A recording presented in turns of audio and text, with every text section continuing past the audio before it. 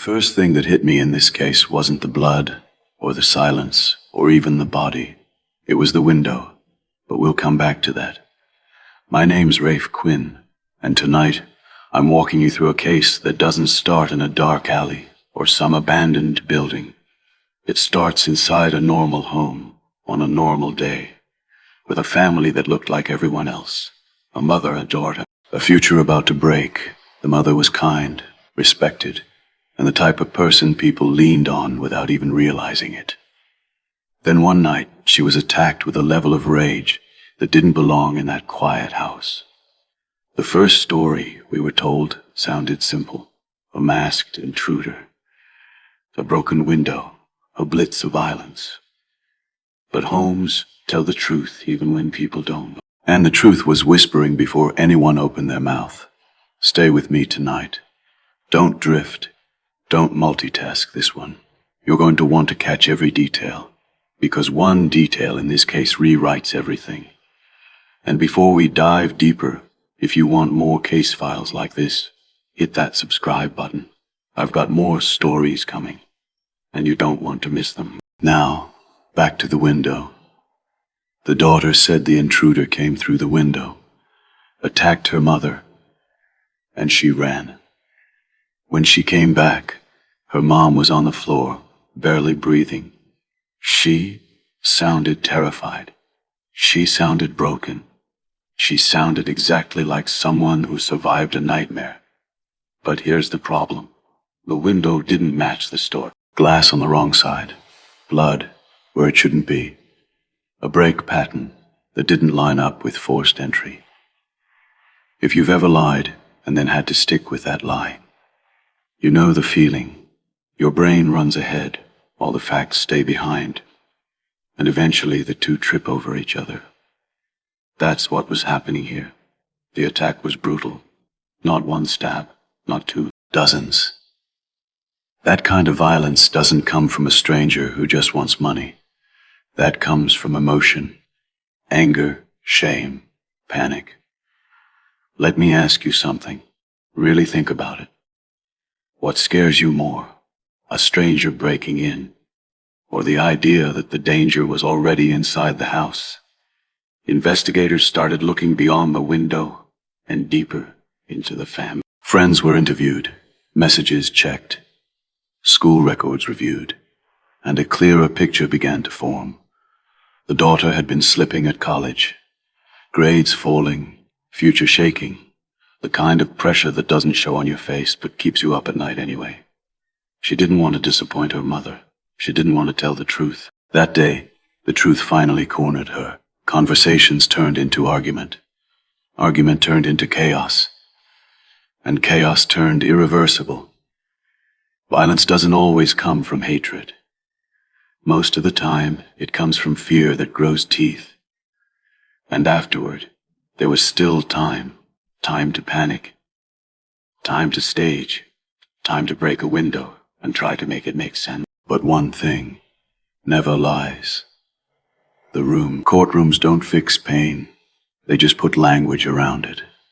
The case moves slowly. Years of hearings, testimony, experts, and arguments. Two stories battled each other. One side said cold calculation. The other said mental collapse. Psychologists talked about breaks from reality.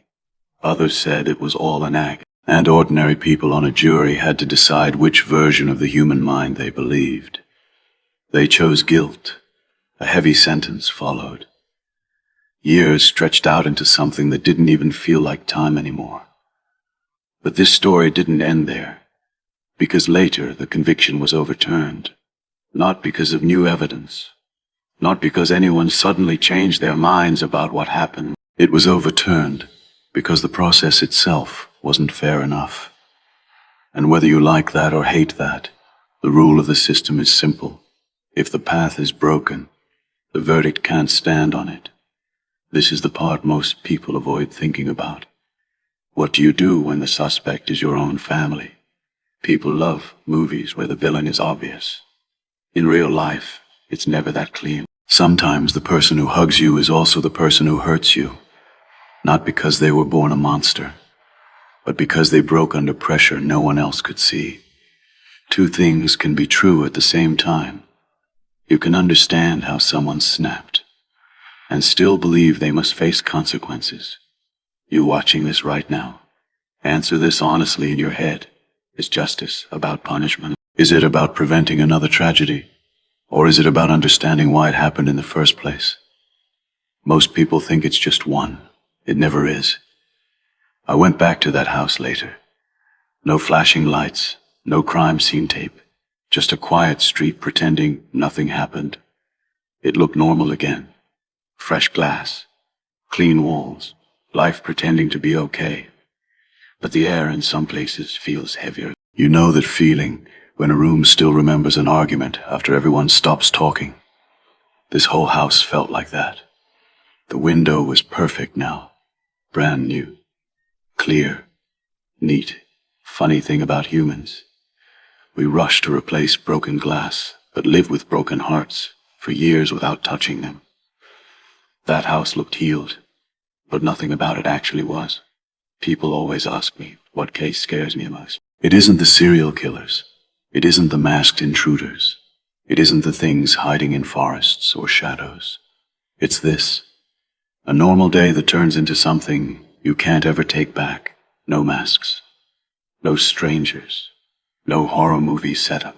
Just real life collapsing in on itself. This case forces everyone who hears it to face one simple truth. Most violence isn't random. It grows quietly in stress, fear, and expectations until one moment becomes too heavy to hold. And then everything breaks at once. The legal side is still tangled. Appeals, decisions overturned, arguments about fairness versus finality. The mother is still gone. The daughter is still marked by what happened. The courts are still deciding what the right outcome is supposed to be, but there's something courts don't get to decide. What the story feels like to the people left behind.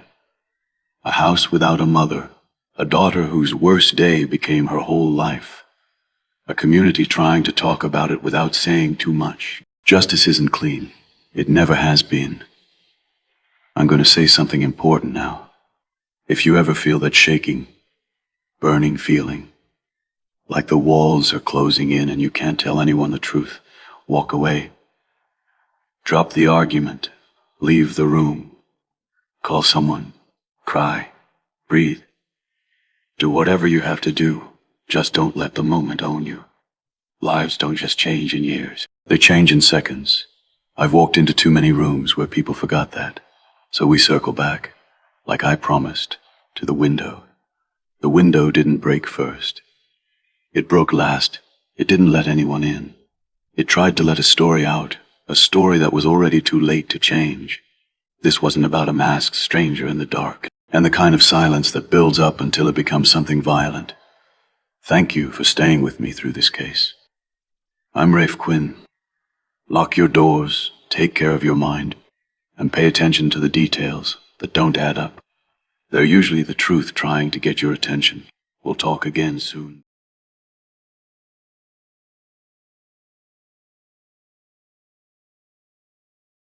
I've worked cases where people vanished into forests, rivers, mountains, or across borders. But this one is different. She disappeared in plain sight, in a brightly lit store, on camera, minutes from a busy road, surrounded by people. And then she was gone, like she stepped into a hole in the world. Her name was Tiffany.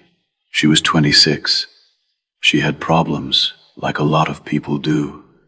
Addiction, bad relationships, family tension all mixed with chaos. But people don't just evaporate. Not like this. Not with cameras rolling, not with witnesses around. So stay close to me on this one. Don't drift. Watch how a person can disappear without a trace, while the world keeps moving, like nothing happened. Because if someone can vanish this easily, then none of us are as visible as we think. Let's start with the night she walked into Walmart. It was late, around midnight. Tiffany and her boyfriend at the time pulled into a Walmart parking lot in Marietta, Georgia. Bright lights, cameras everywhere. Employees, customers, carts rolling. Nothing unusual. Security footage shows them inside, wandering aisles. But Tiffany kept slipping items into her purse. Not panic, not rush, just routine, like she'd done it before. And according to people who knew her, she had. Then store security noticed. They approached. That moment, right there, was the last clear point in her life. Because as soon as they spoke to her, Tiffany bolted. No explanation, no looking back.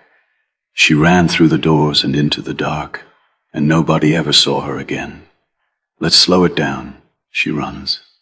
Boyfriend stays. He talks to store security like nothing massive just happened. He assumes she ran to avoid getting arrested, and she'll show up later. But she doesn't. No calls, no texts, no social media, no bank activity, just silence. Here's where things get ugly. He never reported her missing. Not that night, not the next day, not the next week. Nothing. More than a month goes by before her mother finally reports her missing, because mothers feel it in their bones when something is wrong. Her name is added to the system. But by then, whatever happened has already had time to settle. Time is the enemy in missing person cases. Evidence fades, memories change. Tracks get washed away, and someone out there knows exactly why. Investigators start with the obvious person, the boyfriend. He tells them the same thing. She ran. She was scared. She was paranoid. She'd come back eventually. He said she thought people were watching her. He said she had been high. He said she just disappeared. But something important stands out. He never went after her. He never searched. He never called for help. He just went on with life. You don't need to be a detective to know that isn't normal. On top of that, he had a violent past.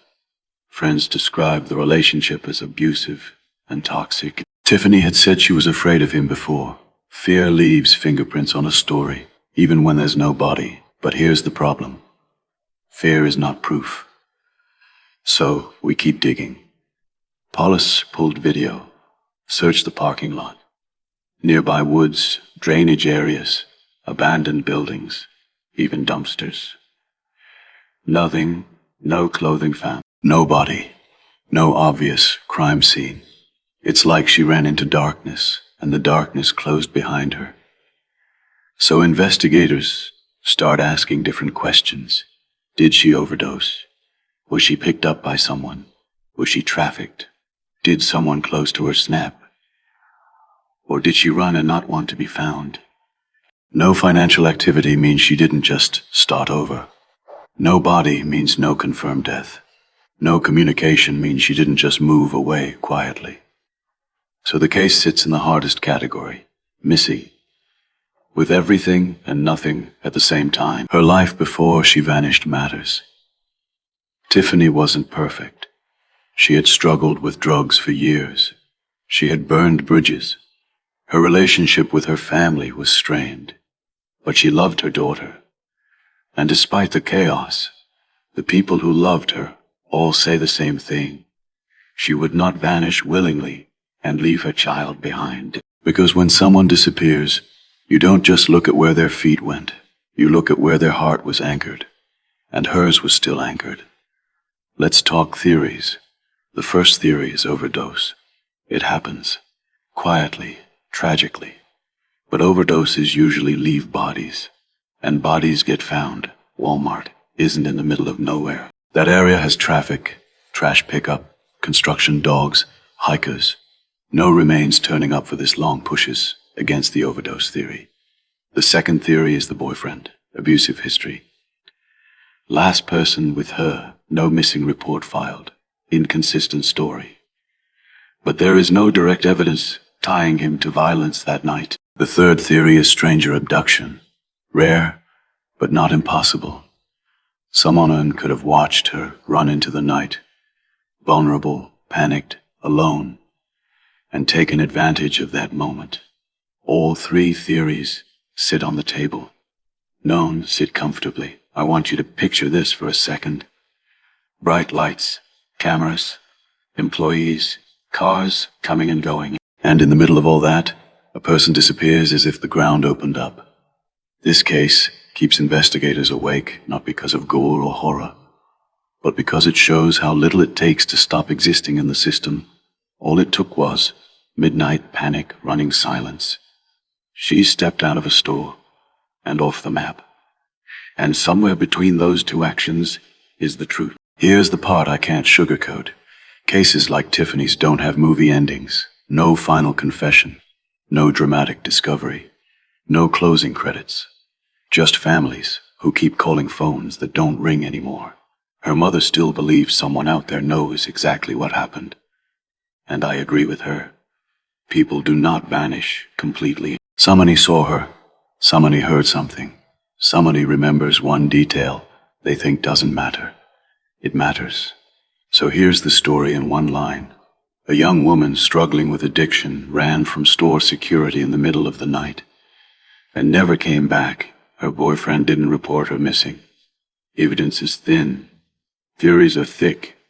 And the truth is still out there. If you watched this far, here's my question for you. Do you think she ran into danger by accident? Or danger was already walking beside her that night? Tell me what you think. This is Rafe Quinn. Stay aware of your surroundings. Take care of the people in your life before they slip away. And remember, vanishing in plain sight is easier than you think. We'll talk again soon.